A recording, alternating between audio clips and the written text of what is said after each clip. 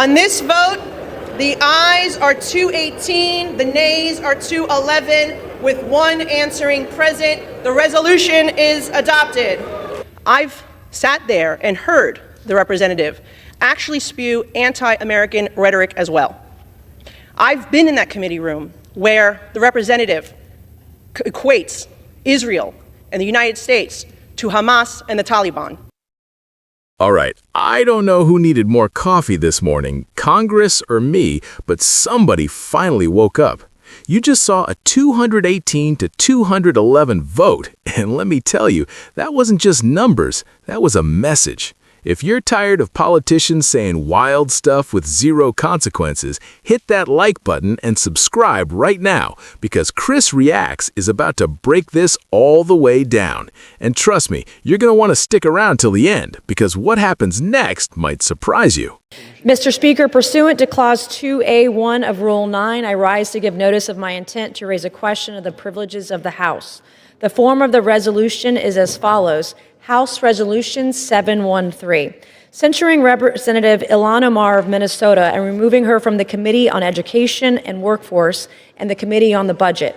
Whereas Charlie Kirk was a lifelong advocate for freedom of speech, civil political discourse, and the political engagement of youth. Whereas Charlie Kirk was a man of deep faith, a husband and a father to 2 young children.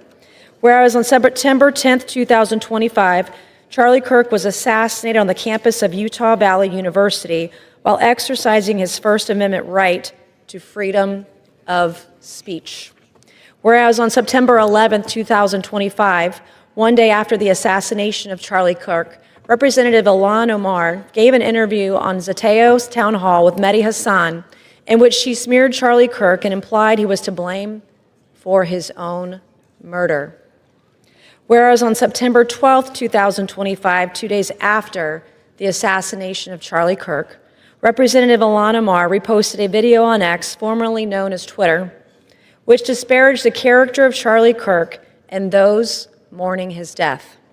Whereas the video Representative Ilhan Omar reposted on X states Charlie Kirk is dead, and before the body got cold, the far right propped his corpse up as a cudgel for their holy war. Whereas the video Representative Ilhan Omar reposted on X further states, don't be fooled. These people don't give a single shit about Charlie Kirk. They're just using his death to further their Christo-fascist agenda. Whereas the video Representative Ilhan Omar reposted on X further states Charlie Kirk was a reprehensible human being.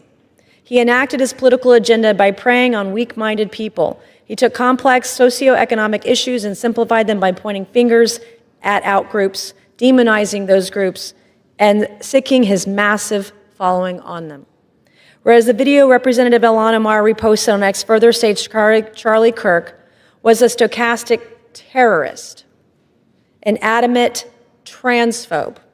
He denied the genocide happening in Palestine. He believed the subjugation of women, and in his last dying words, he was spewing racist dog whistles.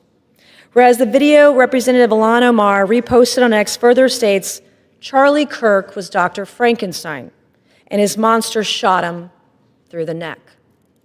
Whereas the video Representative Ilhan Omar reposted on X further blames Charlie Kirk for his own murder. Whereas Clause 1 of Rule 13 of the Rules of the House of Representatives provides a member, delegate, resident commissioner, officer, or employee of the House shall behave at all times in a manner that shall reflect credibility on the House. Whereas Representative Ilhan Omar's actions in the wake of the assassination of Charlie Kirk are reprehensible and affect the dignity and integrity of the proceedings of the House and do not reflect the credibility on the House. Now, therefore, be it resolved that Representative Ilhan Omar of Minnesota be censured. Representative Ilhan Omar forthwith present herself in the well of the House of Representatives for the pronouncement of censure. Representative Ilhan Omar be censured with the public reading of this resolution by the Speaker, and Representative Ilhan Omar be and is hereby removed from the Committee on Education and Workforce and removed from the Committee on the Budget of the House. Thank you, Mr. Speaker. We've heard from my colleagues the reasons why the Representative Omar should be removed from this committee, but I feel like all the reasons have not just yet been stated, which is why I rise to add for the record. We've heard about the comments that were made regarding anti-Semitism and anti-Israeli views, but I rise to add to the record that as a member of the Foreign Affairs Committee, I've sat there and heard the representative actually spew anti-American rhetoric as well.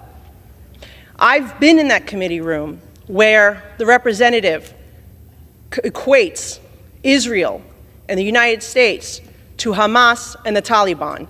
Absolutely unacceptable for a member of that committee. I've also heard the representative equate that it is the United States' fault that there is turmoil in Venezuela. That is not because of the oppressive socialist and communism that has spread throughout Central and South America in Venezuela at the hands of the Maduro and Hugo Chavez regimes. That is unacceptable.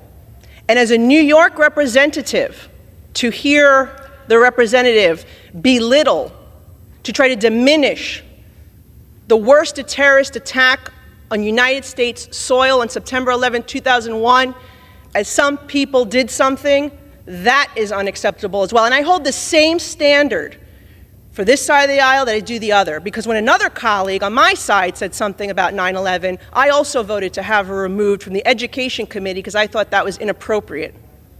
So I'm being consistent here, and I hope my colleagues will do the same to show that this is about consistency and accountability, because we should not have an individual with those views on the committee that is tasked with representing our country and our Congress to foreign nations. I yield back.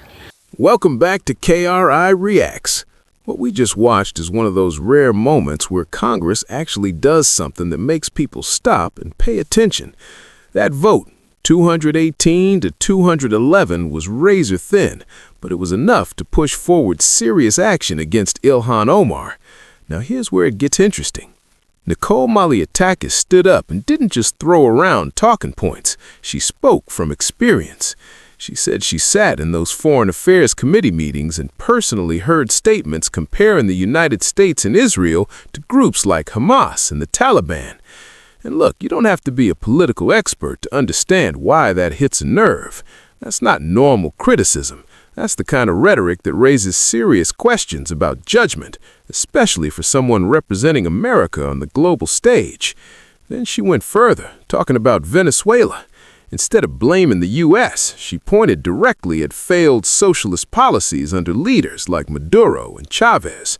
Whether you agree or not, that's a clear ideological divide being laid out in plain terms. And she didn't stop there. She brought up comments related to 9/11, arguing that minimizing something that serious crosses a line. But what stood out most was her emphasis on consistency. She made it clear she's held members of her own party accountable before, and she expects the same standard across the board.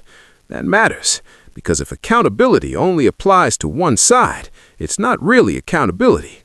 Then comes Nancy Mace, stepping in with a resolution to censure. Now this escalates things. The resolution outlines concerns about statements and social media activity following the death of Charlie Kirk. The claim is that the rhetoric used went beyond political disagreement and into something more personal and divisive. And here's my take as a right-leaning commentator. We can argue policy all day, taxes, foreign policy, healthcare, but there has to be a line when it comes to how we talk about each other, especially after tragedies. Once that line is crossed, people start losing trust in the system. That's why this moment matters, not because it's one politician versus another, but because it raises a bigger question. What standards do we expect from the people representing us? You also can't ignore the broader influence of figures like Bernie Sanders, whose ideas have shaped a lot of this political divide. One side sees criticism of America as necessary. The other sees it as going too far. And right now, those two views are colliding in real time. But regardless of where you stand, today showed something different. People are pushing back. They're demanding accountability. And for a lot of viewers, that's long overdue. Now, I want to hear from you. Do you think this vote was justified? Or do you think Congress is going too far? Drop your thoughts in the comments. And if you made it this far, you're exactly the kind of viewer I made this channel for.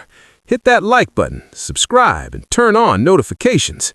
This is KRI Reacts, and we're just getting started.